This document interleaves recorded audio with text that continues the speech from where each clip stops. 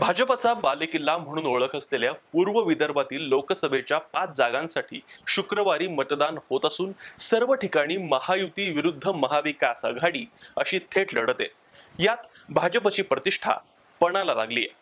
पूर्व विदर्भात नागपूर, रामटेक, चंद्रपूर, गडचिरोली आणि भंडारा गोंदिया या 5 मतदारसंघांचा समावेश होतो। पूर्व विदर्भ हा भाजपचा बालेकिल्ला म्हणून ओळखला जातो।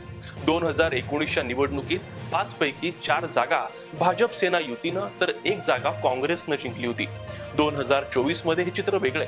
केंद्रीय मंत्री नितीन गडकरी, राज्याचे वनमंत्री सुधीर मुनगंटीवार हे रिंगणात आहे। 5ही ठिकाणी थेट लढत असून जेव्हा जेव्हा थेट लढत होते त्याचा फटका सत्ताधाऱ्यांना बसतो असा आजवरचा अनुभव आहे। नागपूर मतदारसंघ।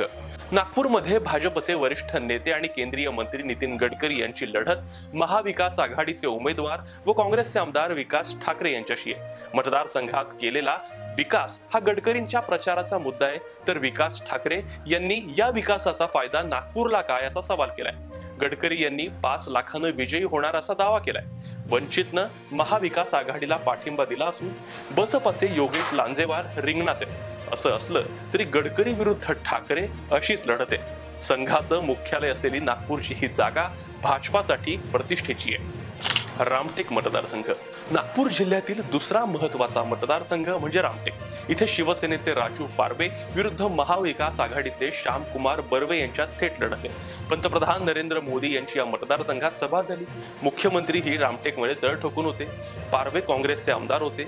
निवडणुकीपूर्वी त्यांनी सेनेत प्रवेश केला, त्यामुळे सेनेत नाराजी आहे। काँग्रेस नेत्या रश्मी बर्वे यांचा जात प्रमाणपत्र रद्द होण्याचा मुद्दा प्रभावी ठरण्याची शक्यता आहे। बसपाचे संदीप मेश्रामही या ठिकाणी रिंगणात आहे। चंद्रपूर, वणी, आर्णी मतदारसंघ। भाजपसाठी नागपूर नंतर सर्वात महत्त्वाचा मतदारसंघ चंद्रपूर। राज्याचे वन व सांस्कृतिक खात्याचे मंत्री सुधीर मुनगंटीवार हे या ठिकाणी महायुतीचे उमेदवार आहेत।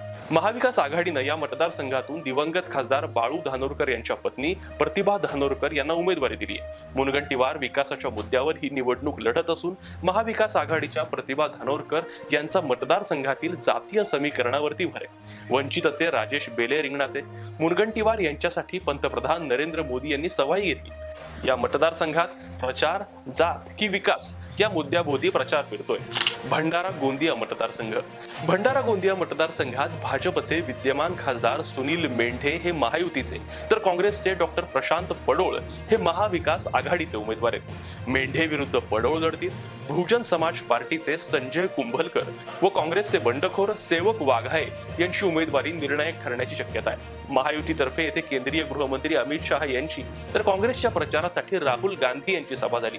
काँग्रेसचे प्रदेशाध्यक्ष नाना पटोले व महायुतीतील घटक पक्ष म्हणजे राष्ट्रवादीच्या अजित पवार गटाचे नेते प्रफुल्ल पटेल यांच्यासाठी ही निवडणूक प्रतिष्ठेची असणार आहे। गडचिरोली, चिमूर मतदारसंघ।